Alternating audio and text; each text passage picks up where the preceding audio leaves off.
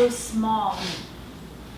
They were crinkling tinfoil oceans that reflected silver light, and big blocks of ice the color of blue raspberry candy. Glaciers reached 100 feet out of the water. There were ragged edges and tenacity on their crisp cusps.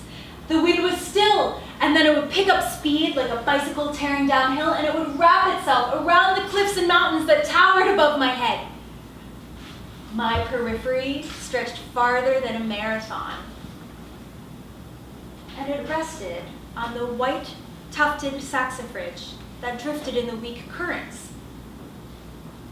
I felt as small as those flowers. I was one of them.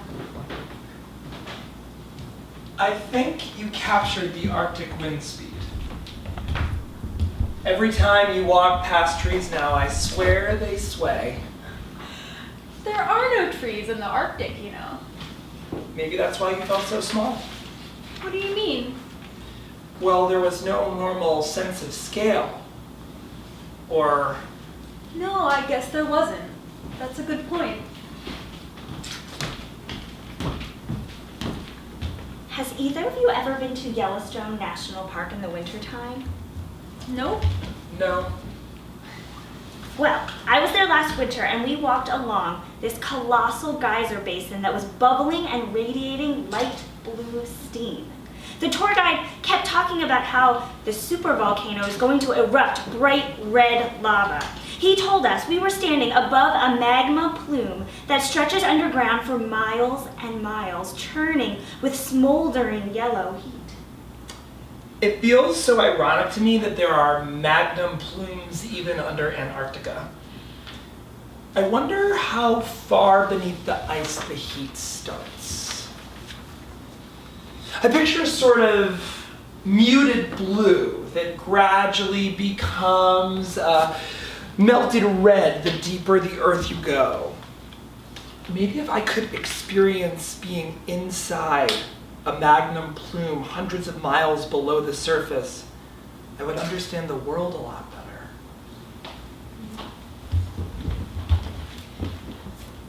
At some point, it always becomes too hard for me to understand the world. It hurts a little, you know? I think not understanding is the best part of learning. That's what my dad says. I agree, but I hate not understanding anyway.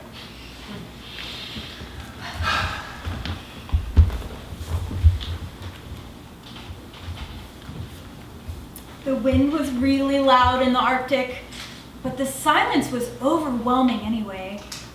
The water was aqua and clear, and there were washed up corals from when the waters were tropical 55 million years ago. I stepped on one of the corals, and I remember thinking I had just destroyed evidence of a 55 million-year-old history. So I started crying. A few minutes later, a big rock fell and crushed the other piece of coral. And I remember taking that as a sign that I hadn't done anything wrong and that destruction is natural. It's that sort of thing that makes me feel like nature understands everything. We're nature too, though, and we don't understand. Yeah, but the rest of it, you know? The nature that we can't interact with. The nature that we only interact around. That would be so classic Universe. To hold all of the answers and not tell us, just watching us squirm while trying to figure out the way everything works. Sometimes, when I'm just sitting by myself outside somewhere, I feel like the weather starts to emulate my mood. It sometimes feels like the air calculates some sort of average emotion and chooses a correlating humidity level and wind strength. I feel like it sees too much of me. It's so close to me. Air gets to go inside my body, and wind goes through my hair and my eyelashes, and the sun gets to burn my skin. I feel that too sometimes. I feel like the sun can choose what colors to be based on people's temper. It seems to know when people need a pick-me-up.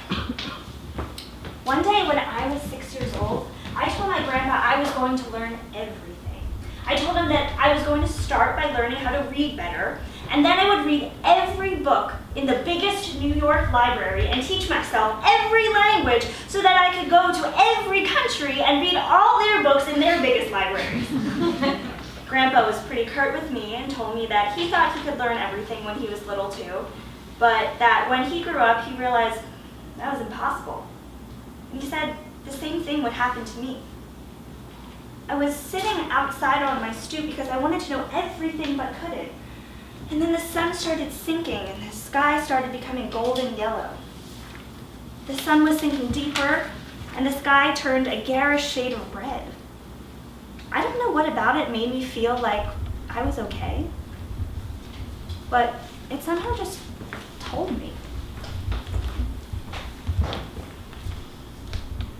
You know, I realized I had bad eyesight when I was looking at a sunset when I was 10.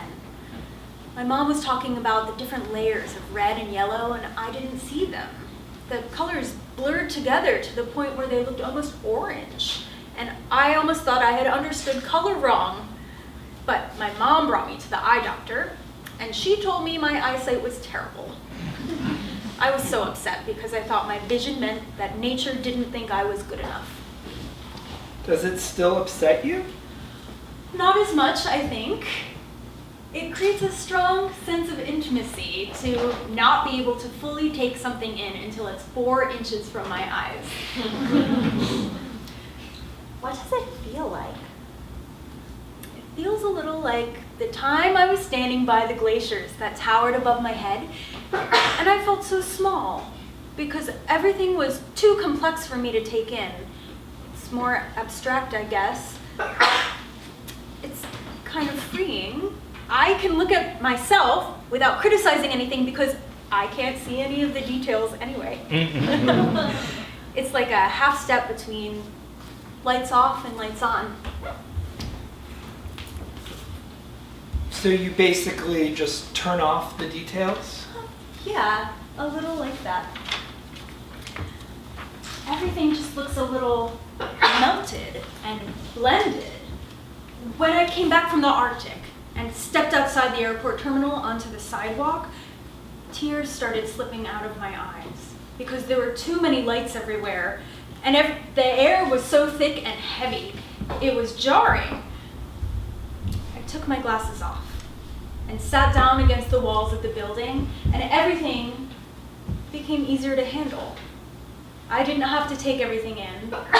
I just simplified everything. My big brother used to obsessively teach me about limitations when I was little. He made me sit next to him while he drew color wheels and told me to imagine a shade of yellow-blue that didn't look green. He said that color exists, but our eyes can't see it, and he used to lecture me on the 26 dimensions suggested by the bosonic string theory and made me memorize all of them even though I didn't understand what they were. He really liked it when I couldn't follow what he was talking about, and he wouldn't bother explaining if I didn't keep up. And I hated that. I like thinking about limitations. It makes me feel like I have a place to be, or makes me feel like I'm the right size.